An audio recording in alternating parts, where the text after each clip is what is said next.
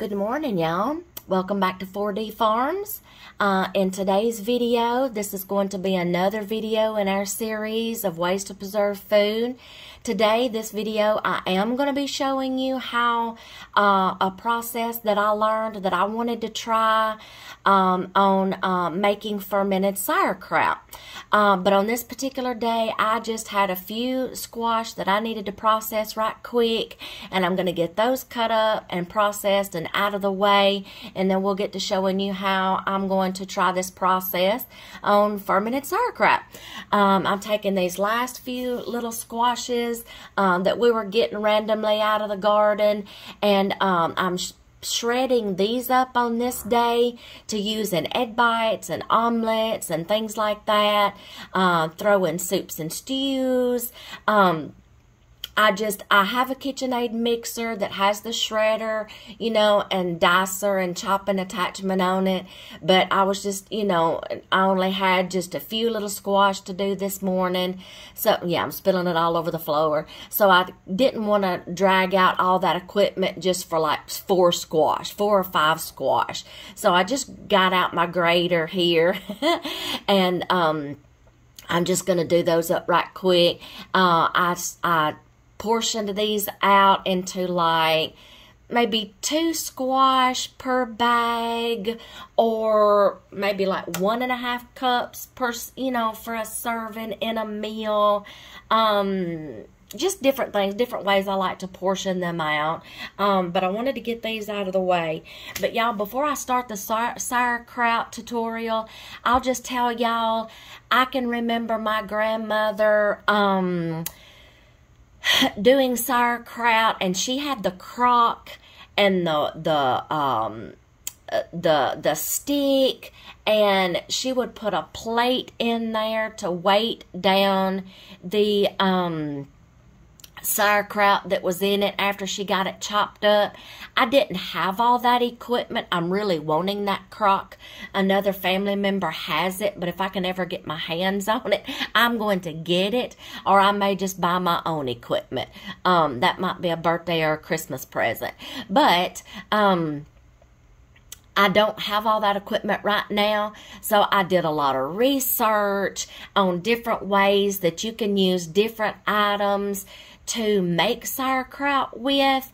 So I have gallon jars that I save, like old pickle jars. You know, you get the big whole deal pickles. Well, I save those jars, and I used to save them to put milk in after I milked my dairy goats, you know. Never throw those jars away, y'all. There's so many uses for these jars. So, I did research and research and research until I found a video that I wanted to try. And I got all my equipment together.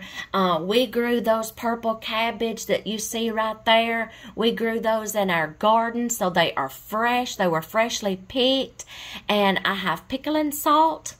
And yeah, I researched for a few days, a few weeks actually, until I found a process that I could do that I actually had all the equipment on hand to use. So we will get to that in just a moment. But like I said, this particular morning, I just had these few little squash that I needed to cut up and get ready and get done.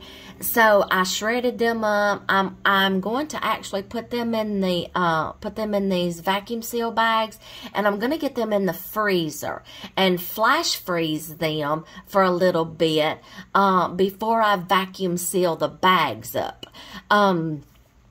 I like to do that to get them kind of halfway frozen, because when you vacuum seal squash and zucchini, you get it starts drawing out a little bit of the juice that's in there and the water. So, you know, I didn't want to do that particularly, so I just kind of put these in the freezer and flash froze them first. So I'm washing up my equipment, I'm getting ready, and I'm going to clean my area. Yeah, I just set them over to the side. I'll get them in the freezer later. I'm going to clean my area and get ready to start doing this sauerkraut. let's say you'll need a gallon jar, whatever, your cabbage, and a couple of gallon Ziploc bags. I was going to finish up, that's some that I had started. I was going to start putting some more in that jar, but I realized I already had enough in there. I'll tell you in a minute what I wound up doing with it. I'm just going to start with a fresh jar, new batch, just so y'all can see the process. This is a process, y'all, and I'm going to try to walk y'all through this as best as I can and explain the science behind the fermentation. So I'm going to take all my cabbage heads. I'm going to cut I'm going to take off the outside leaves. And y'all, I learned later on that I could have used those leaves to help cover the cabbage, to make sure, you know, no mold spores or anything got out, no air got to the cabbage or anything. I'll explain that later too. But on this process, I am going to take my cabbage, take the outer leaves off. Excuse me, y'all, I've got a cold and I'm trying to do this voiceover as best as I can if I don't lose my voice first. I'm getting kind of hoarse. Yeah, I'm going to get all of them prepared, take off all the leaves, take off the ends, and then I will show you how to core them as soon as... Y'all, if you got chickens, throw all this stuff out to the chickens. Throw it out to the goats, okay? They'll eat it, okay? So, let's see. Oh, yeah, I was missing my stainless steel funnel. Y'all, my handy-dandy stainless steel funnel. I love it. Or strainer, whatever. Like I said, I use this in when I used to milk my dairy goats. I should have had that out, but I forgot all about it. So, there we go. All right. So, I'm going to, yeah, I had half a head of cabbage left over from the day before where I started that other jar you see behind me. So you're going to take your cabbage and you're going to core it. You'll see in the cabbage when you cut it open, there's like a little V in it. See that V? You want to cut down by the sides of it and then take your little taste test. See that V? You want to cut that V out because that is a hard part and it's kind of not tasty. Yeah, see, I love purple cabbage. I'm like a little rabbit. I love purple cabbage. Okay, so I'm going to take all these cabbages and core them and get that hard part out. And, you know, like I said, y'all save this, put it in your compost, give it to the chickens, whatever, you know, you have out there. Just save it. And keep on eating it if you want to. That core, y'all, kind of gets a little spicy and it's kind of good. See? It's kind of good. But I'm just going to keep on doing this to all the cabbages and get that core out. And y'all just save those scraps. Do with them what you see fit. I don't have chickens, so at this particular time, I didn't even think about saving them and putting them in the compost. Next time I will, though. But I'm going to finish doing these cabbages all the same way. All right, the next process, after I get done coring all of them, I'm going to shove everything out of the way here so you can see what I'm doing. I'm going to take the cabbage now. Excuse me, y'all, my throat is beginning to get sore. I'm going to take my cabbage now and I'm going to start shredding it. You can shred it in long pieces or you can chop it up. You can dice it up. However you prefer making your sauerkraut. If you want big long chunks, if you want big long strings, cut it up to however you want to. But this is the way I'm going to cut it up right now. And I am going to complete this process until I get enough gathered to go in the bottom of my jar, and then I will start putting that into my jar. And be careful, watch your fingers, don't cut yourself. So I'm going to start putting it in my jar and keep cutting up the cabbage. But like I said, y'all, fermenting sauerkraut is a science, and I'll try to explain, you know, the best way that I can as I go. I love sauerkraut. Okay, so I'm just going to keep on cutting my cabbage into sections until I get enough in my jar to start the first stomping process. I'll explain that here in just a second. I sure will. Okay, so we're just going to keep on dicing and chopping. All right, y'all, I've got my jar kind of quarter the way full, and I will show you the next process. You don't want to get too much in there at one time. This is a long process, but if you get too much in your jar at one time, you will have trouble for this next step, okay? And as I go, I am putting my salt in there. You can use the ratios that you want, though. You can make it as salty as you want till it makes your mouth pucker, or less salt. It depends on you. You do what to your taste buds, okay? So this is the first step. You want to get your, stomping tool. You can use anything, y'all, but I'm going to try to explain this as best as I can. You stomp the dog soup out of it, okay? You're trying to create water, and the salt helps draw out the moisture, okay? So you are wanting to stomp until you start seeing liquid coming into the bottom of your jar, okay? And this is a repeated process. I'm going to do this a few times. So you put your cabbage in there, you put your salt, then you start stomping until you start seeing some water come out of it. And like I said, the salt is going to help draw out the water, okay? So we're just going to, see, I'm starting to see just little sprigs of water coming out. Yes.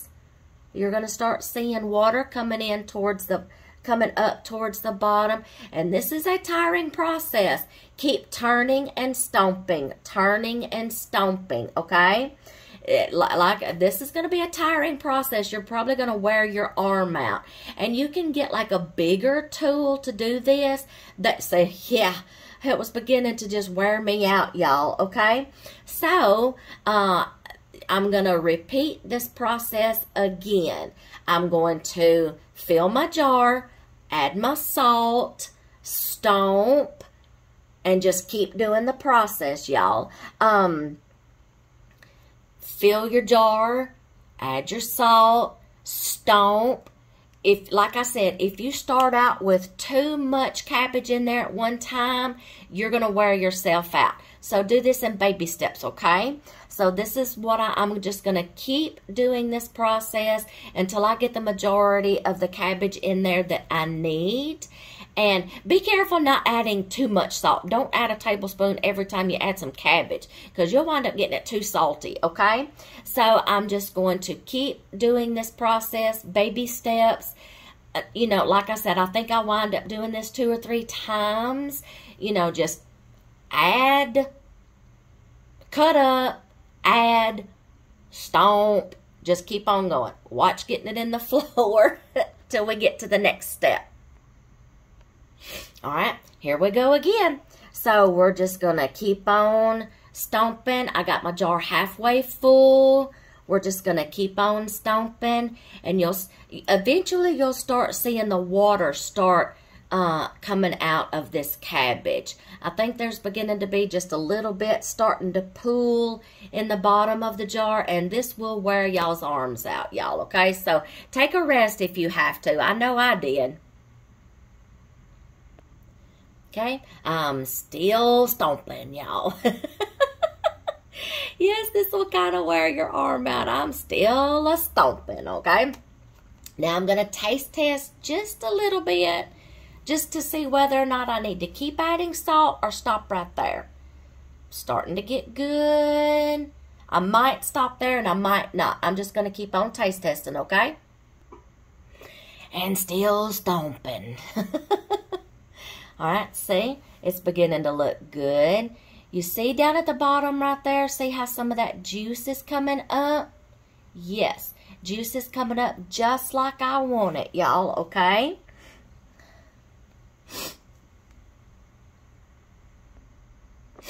All right, it's getting closer and closer. I'm more out by about this time. Okay, now here's an important part. You take and you use your fist, put some weight on it, get this kraut down until you start squeezing the juice. See how I'm letting the juice come up to my hand? Squeeze. You see how much juice has come out of that cabbage, y'all? You just keep doing this process until you start seeing, get that kraut underneath the juice. That is very important.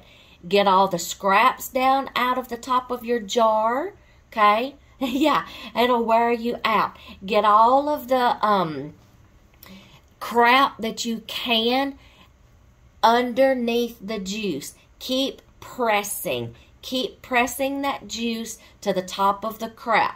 I cannot stress that enough, okay? You'll understand here in just a little bit, okay? I'm just going to keep on doing that process. I'm going to keep on squeezing and mashing and squishing till I draw all that moisture to the top of the cabbage. And I'm going to fill my jar some more too. Yeah, okay? I'm going to complete this process, and we're still stuck. And some goes down my shirt. We have to get that out right quick. Yeah, I don't want salty cabbage in my shirt. Okay, so now we are going to start this process. And see, I'm getting more juice out. Keep pressing. Keep pressing that juice out. Keep drawing the moisture out. Okay? Just put pressure on it. Yes, it will wear you out, and this is a tiring process. But, you know, until I find a better way to do my sauerkraut and I get the better equipment, I'm just going to keep on doing it this way. I'm going to be looking into me some weights, a crock, a better stomper. I'm going to wash my hands right quick, okay? So I'm going to keep on looking for my equipment. But right now, this is just the best way that I can do until I check into some more stuff. Okay, so now I took a paper towel, and this is very important. Clean the top of your jar. Get off little scrap pieces. Wipe that juice out. Clean it really good, because anything that is exposed to air is going to mold.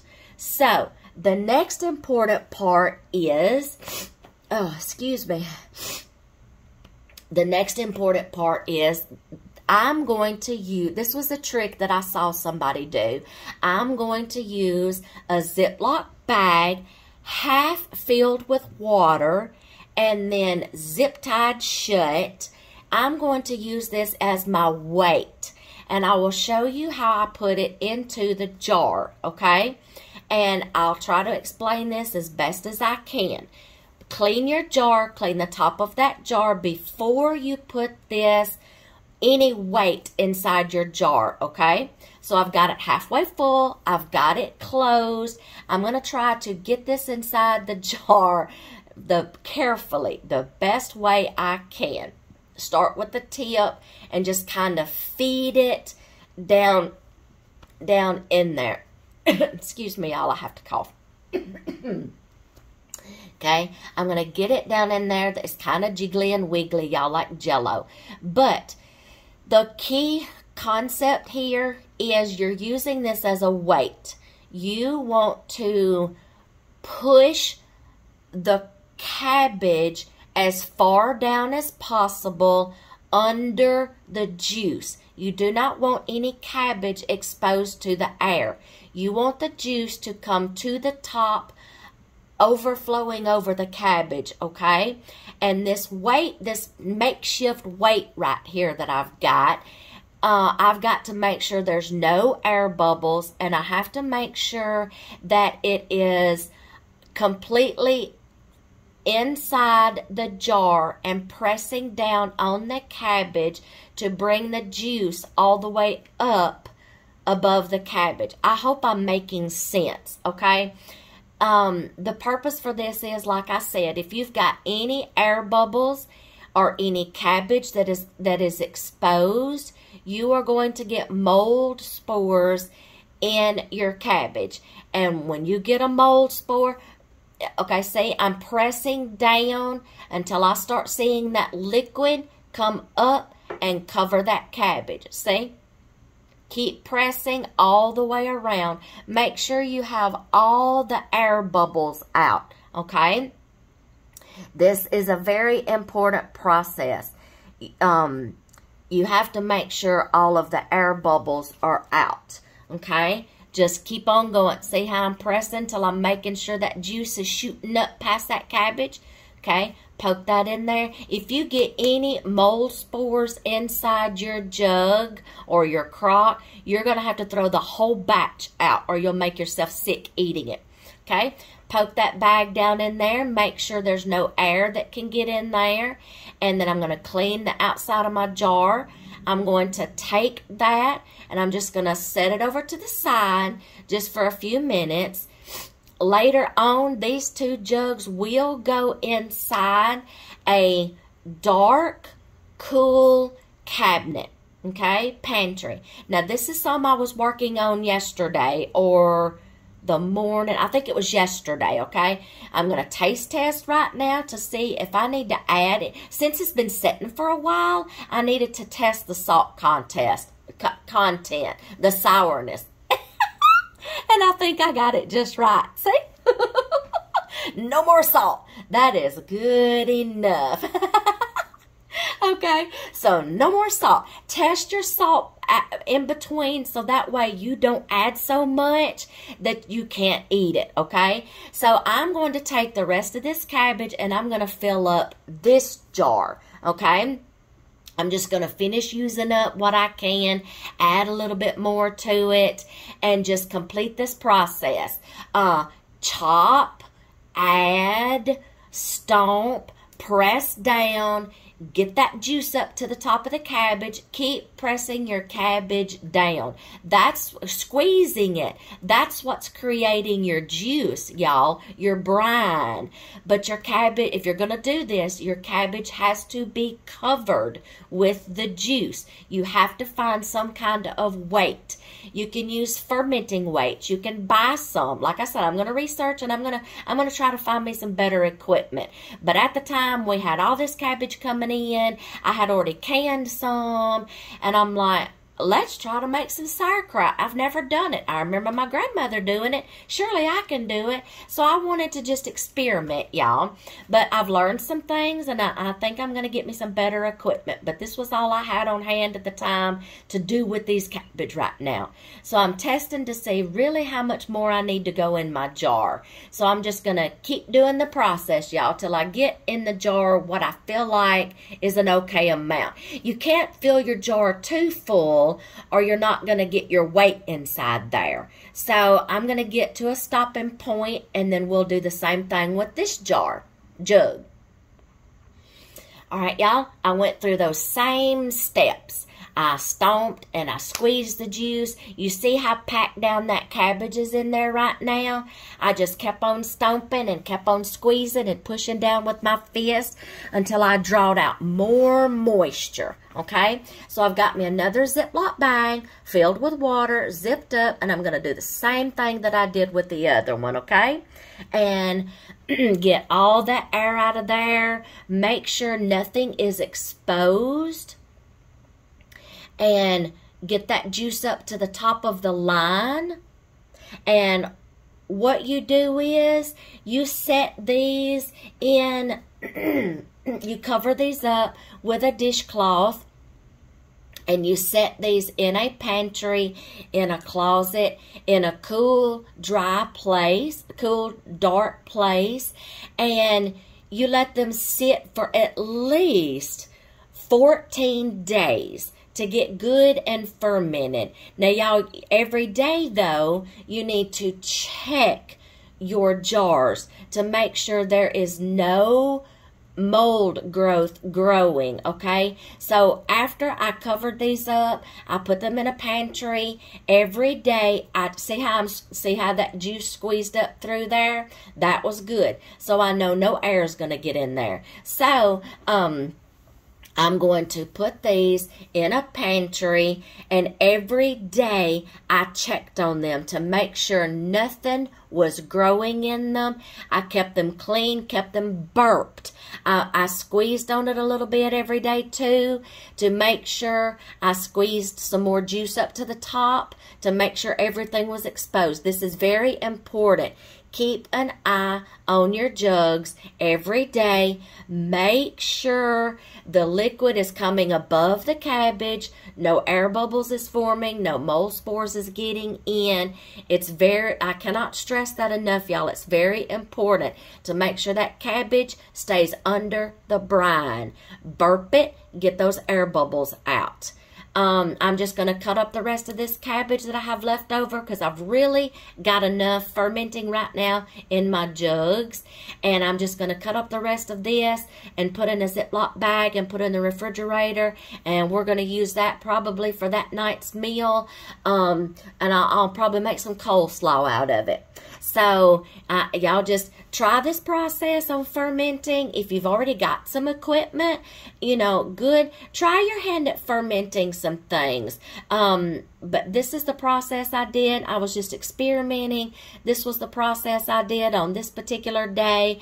I just needed to do something with this cabbage. I wanted to try it.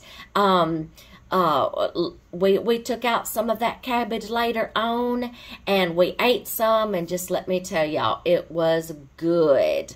So try this process, see if you like it. Find you some things that you might have on hand that you can use, like I did, until I can get some better equipment, some fermenting crocks and weights and stuff. Use what you've got on hand, and just enjoy the process of being able to put up your own food and preserving your own food. I hope you enjoyed this. The next video, I'm going to take some cabbage that I have already got fermented, and it's been fermenting for 14 days, and I'm going to can it. You can either can your sauerkraut if you want to for longer shelf life, or you can put it in the refrigerator like a cold sauerkraut and keep it in there. And just eat out of that jug for meals, you know, a little bit every day. But the next video, I'm going to show y'all canning your sauerkraut. You can do it either way. You can can it, or you can just leave it in the fridge. But I had so much right there, I wound up having 2 jugs that I did before, and then 2 jugs that I did this day. So that was too much for me to put in the refrigerator for us to eat on for a while. So I needed to go ahead and can it for longer shelf life. But I hope y'all enjoyed this experiment with me, and I hope y'all try it. If y'all have got some ways and things that y'all use for fermenting sauerkraut, feel free to shoot me some comments. I'm open to suggestions, links that maybe y'all found some fermenting equipment and crocks and things. I've been looking on Amazon, but this particular day I just used what I had, and I just wanted to go through this experiment and just try. Like I always tell you, get in your kitchen, play with your food, try and experiment. It never hurts. You know, if it don't turn out right the first time, try again till you get it right. Do not give up on yourself, okay? I hope y'all have enjoyed this, and I hope y'all try it. I'll see you in the next video of this series.